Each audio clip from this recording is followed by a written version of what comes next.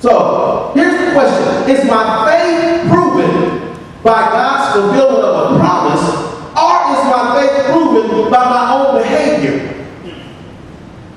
What actually proves my faith? Is it that whenever I have faith in God that He delivers, then my faith is proven? Or is it my own behavior that says that I actually have faith? Tough question, huh? Well, if He delivers, doesn't that prove that my faith was real? Well, here's a better question for you. If God says He's going to do something, does He do it? Does He do it?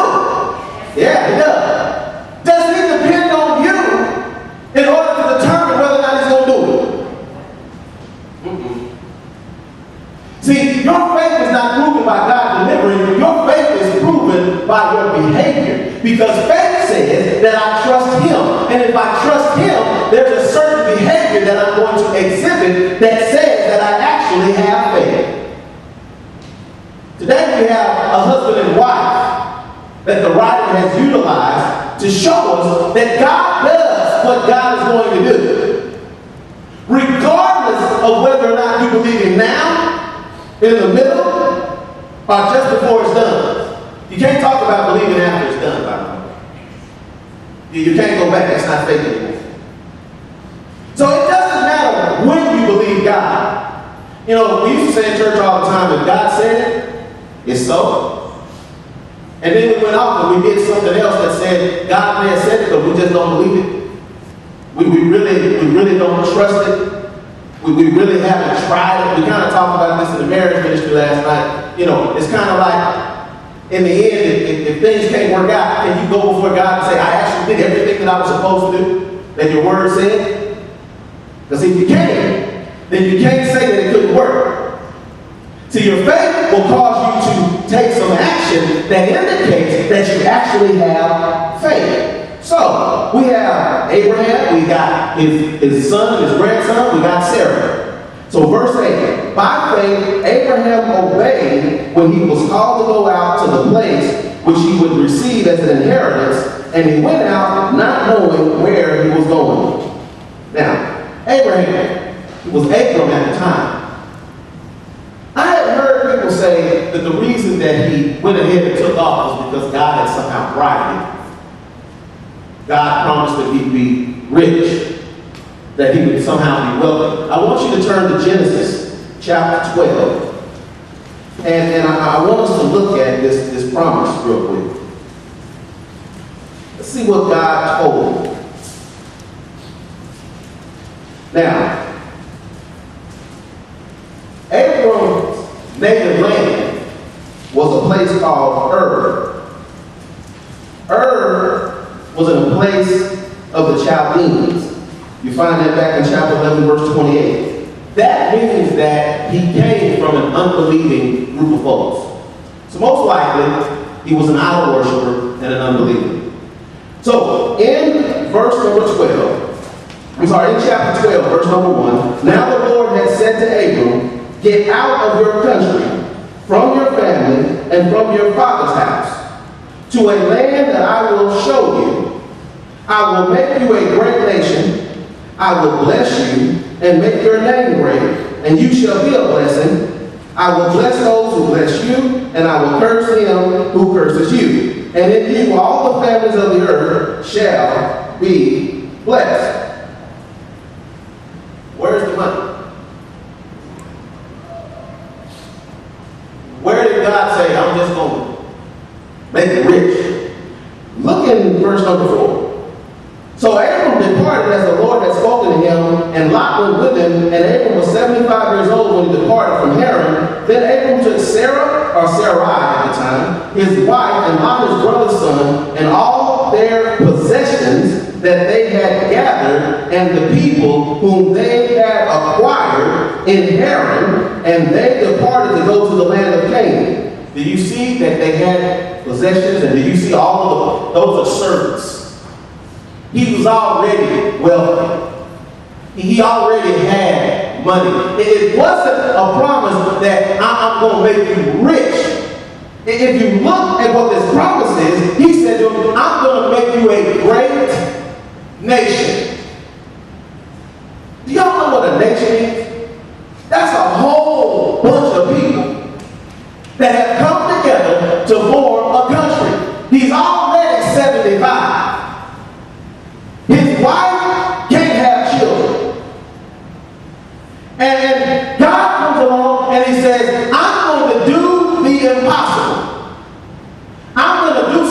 that's going to cause you to disconnect your own logic.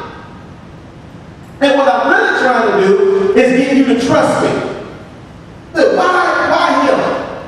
There's nothing that you read that says that he was a righteous man and that's why God went to get him.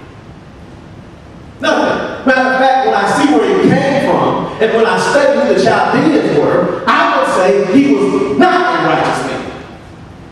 Now, God came, God spoke to him, and here he is. He does exactly what God said. He gets up and he leaves. He doesn't know where he's going. God didn't tell him, I'm going to take you over there and take you to this particular land. He just said, I want you to go, and I'm going to take you to a land. So his trust was not in the outcome. His trust, what got him to take off, was his trust in God. His behavior proved his faith. But see, come back to Hebrews because it's a little deeper than that. Because he is the example that we have of how we are to be conducting our lives today. Because whether you realize it or not, God has come along and he has called you to another place. He's called you to another place. So that means that you are on a journey while you're here. So, verse 9. By faith, he dwelt in the land of promise, as in a what? Foreign country. I want you to get this. He gets to the land. He sees the land. As a matter of fact, the way God did it, he basically told him, as far as you can see, this is it. But he never possessed it. He never actually received the land. He never could walk in and tell the Canaanites, you won't get out. This is mine. No, it says here that he dwelt there as a foreigner in the land that was promised to him. Wait a minute now, did God promise him this? Isn't this the promise? So what is he trusting in? The fulfillment of what we think God might have said? Or is he trusting in God himself?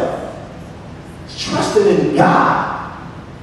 When we make the mistake of starting, and I know we do this a lot, I do it too, I have to catch myself, but when we start believing God for, you know what we need to be saying? I'm believing for God for being God. Let it go right there. I'm believing God to do what God does all the time. You know what he does all the time? He's himself. As a matter of fact, when I read Scripture declares that he does what he wants to do. He's never done what I wanted him to do until I lined up with what he wanted to do. My faith is not a power that moves God into action. My faith causes me to take action. If God was subject to my faith, then that means God doesn't know what's going to happen.